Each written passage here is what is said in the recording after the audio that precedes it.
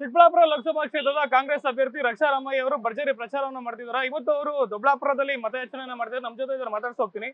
Sir, campaign ಮಾಡ್ತಾ ಇದ್ದಾರೆ, ಎಲ್ಲಾ ಕಡೆ ಭರ್ಜರಿ ರೆಸ್ಪಾನ್ಸ್ ಇದೆ, ಏನ್ ಹೇಳ್ತೀರಾ ಸರ್? ಕಾಂಗ್ರೆಸ್ ಪಕ್ಷದ ಮೇಲೆ ಇರುವ ನಂಬಿಕೆ, ವಿಶ್ವಾಸ ಇವಾಗ ನಮ್ಮ ರಾಜ್ಯ ಸರ್ಕಾರದ ಮೇಲೆ ಕೇಂದ್ರದಲ್ಲೂ ಅತಿ ಹೆಚ್ಚಾಗಿ ಇನ್ಕ್ರೀಸ್ ಆಗಿದೆ.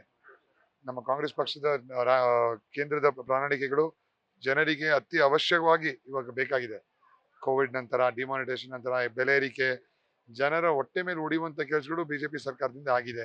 ಸೊ ಇವಾಗ ಕಾಂಗ್ರೆಸ್ ಪಕ್ಷದ ಒಂದ್ ಸ್ವಲ್ಪ ಅಳಿಲು ಸೇವೆ ನಮ್ಮ ಜನರಿಗೆ ಮಾಡ್ತಾ ಇದೀವಿ ನಾವು. ಅದು ಹೆಚ್ಚಾಗಿ ಮಹಿಳೆಯರು, ಯುವಕರು ಕಾಂಗ್ರೆಸ್ ಪಕ್ಷಕ್ಕೆ ಮತ್ತೆ ವಾಪಸ್ ಬರ್ತಾ ಇದ್ದಾರೆ. ಈಗ ಇದನ್ನ ನೋಡಿ ಎಲ್ಲಾ ಕಾರ್ಯಕ್ರಮಗಳಲ್ಲೂ ಬಹುತೇಕ ನಮ್ಮ ಸಂಖ್ಯೆ ಕಾಂಗ್ರೆಸ್ ಪಕ್ಷಕ್ಕೆ ಬೆಂಬಲ ನೀಡುವಂತೆ ತಯಾರಿಯಾಗಿದ್ದಾರೆ. ಸೊ ನಾವು ನಮ್ಮ ಎಲ್ಲ ಕಾರ್ಯಕರ್ತರು ಹುಮ್ಮಸ್ಸಿಂದ, ನಮ್ಮ ನಾಯಕರುಗಳು ಬಹಳಷ್ಟು ಉತ್ಸಾಹದಿಂದ ಕೆಲಸಗಳು ಮಾಡ್ತಾ ಇದ್ದಾರೆ. ನಮ್ಮ ಎಲೆಕ್ಷನ್ಗಳು ಆದಷ್ಟು ಬೇಗ ಮುಗಿಸಿ ಕಾಂಗ್ರೆಸ್ಗೆ ಜಯ ಬೀರಿಸುವ ಕೆಲಸ ನಾವು ಮಾಡ್ತೀವಿ. ರಾಜ್ಯದಲ್ಲಿ ನಿಮ್ದೇ ಸರ್ಕಾರ ಇದೆ ಸರ್, ಗ್ಯಾರಂಟಿ ಯೋಜನೆಗಳು ನಿಮ್ಗೆ ಎಲ್ಲಿ ಪ್ಲಸ್ ಆಗುತ್ತೆ ಅನ್ಸುತ್ತಾ ಅಂತ?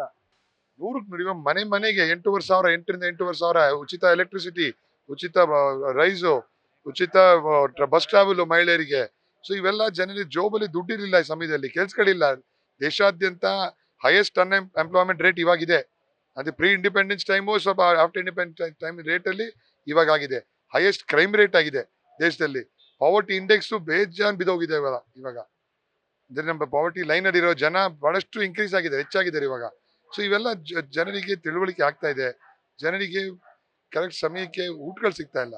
ಸೊ ಇದು ಕಾಂಗ್ರೆಸ್ ಪಕ್ಷದ ಕಡೆಯಿಂದ ಆಗ್ತಿರುವ ಒಂದು ಬೆನಿಫಿಟ್ ನ ಜನ ಗುರುತಿಸ್ತಾ ಇದ್ದಾರೆ ಇವಾಗ. ಸರ್, ಚಿಕ್ಕಬಳ್ಳಾಪುರ ಕ್ಷೇತ್ರದ ಜನ ರಕ್ಷಾ ರಾಮಯ್ಯಗೆ ಯಾಕೆ ವೋಟ್ ಹಾಕ್ಬೇಕು, ಯಾವೆಲ್ಲ ಅಂಶಗಳನ್ನ ಗಣನೆಗೆ ತಗೊಳ್ಬೇಕು ಅಂತೇಳಿ ವೋಟರ್ಸ್?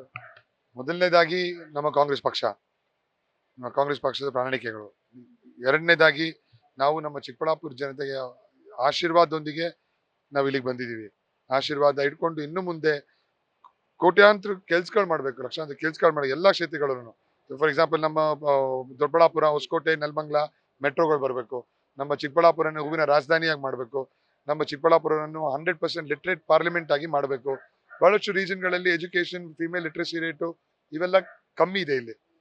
ಸೊ ಅದನ್ನ ಹೆಚ್ಚಾಗಿ ಅವೇರ್ನೆಸ್ ಕ್ಯಾಂಪೇನ್ಗಳು ಮಾಡಿ ಜನರಿಗೆ ಕೆಲಸ ಮಾಡುವಂತೆ ನಾವು ರೆಡಿ ಮಾಡ್ಕೊಬೇಕು. ಈ ಕಾನ್ಸ್ಟಿಟ್ಯೂನ್ಸಿಲಿ ಹಿಂದೆ ವೀರಪ್ಪ ಮೊಯ್ಲಿ ಸಾಹೇಬ್ರು, ಜಾಲಪ್ಪನವರು ಎಲ್ಲರೂ ರೆಪ್ರೆಸೆಂಟ್ ಮಾಡಿದ್ರು. ಆದ್ರೆ ಈಗ ನಿಮ್ದೇ ಪಕ್ಷದಲ್ಲಿ 2 ಸಲ MLA ಆಗಿದಂತ ಸುಧಾಕರ್ ನಿಮ್ಗೆ ಆಪೋಸಿಟ್ ಕ್ಯಾಂಡಿಡೇಟ್ ಆಗಿದ್ದಾರೆ, ಏನ್ ಹೇಳ್ತೀವಿ ಸರ್? ನಮ್ಮ ವೆಂಕಟರಮಣಪ್ಪ ಸಾಹೇಬರು ಹೈಯೆಸ್ಟ್ ಕೆಲಸಗಳು, ಅನುದಾನಗಳು ದೊಡ್ಡಬಳ್ಳಾಪುರಕ್ಕೆ ತಂದಿದ್ದಾರೆ.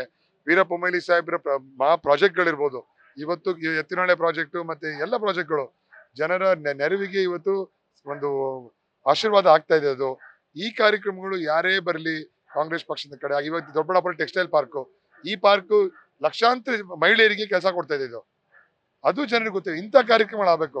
Hardware park, software park, aviation park, ಇವೆಲ್ಲ ಪಾರ್ಕ್ಗಳು ಕಾಂಗ್ರೆಸ್ ಕಡೆಯಿಂದ ಬಂದು ಚಿಕ್ಕಬಳ್ಳಾಪುರಿನ ಒಂದು ಪಾರ್ಲಿಮೆಂಟ್ ಕಾನ್ಸ್ಟಿಟ್ಯೂನ್ಸಿಲೇ ನಾವು ಅತಿ ಹೆಚ್ಚಿನ ಸಂಖ್ಯೆ ಬೆಂಗಳೂರು ಜನನ ಇಲ್ಲಿ ಬಂದು ಕೆಲಸ ಮಾಡುವಂಗೆ, ಬೇರೆ ಬೇರೆ ಜಾಗದ ಜನ ಬಂದು ಕೆಲಸ ಮಾಡುವಂಗೆ ನಾವು ಮಾಡ್ತೀವಿ.